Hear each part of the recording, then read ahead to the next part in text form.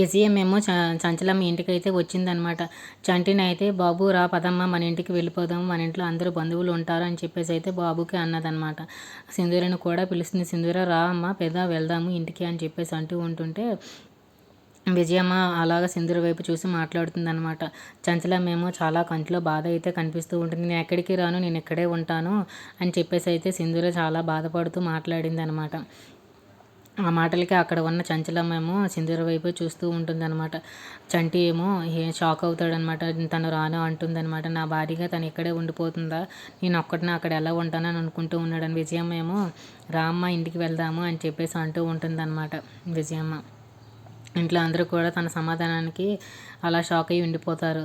ఒకవైపు చంటినేమో విజయమ్మ ఇంటికి అయితే తీసుకొని వచ్చి ఘనంగా పూలతో మంచిగా వెల్కమ్ చెప్పేసి హారతి పళ్ళెంతో హారతి ఇచ్చిన తర్వాత మంచిగా బొట్టు పెట్టిందనమాట విజయమ్మ. చాలా సంతోషంతో ఇంట్లో అందరూ కూడా వెల్కమ్ చెప్పారు చంటికి.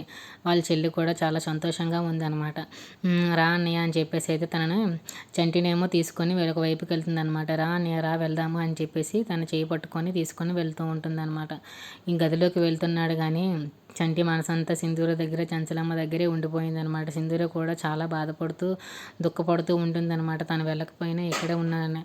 చంటి ఏమో సైకిల్ మీద బయటికి ఎక్కడికో వెళ్తూ ఉన్నాడనమాట. ఏం జరుగుతుందో నెక్స్ట్ వీడియోలో చూద్దాం. If you like this video please like, share, subscribe friends.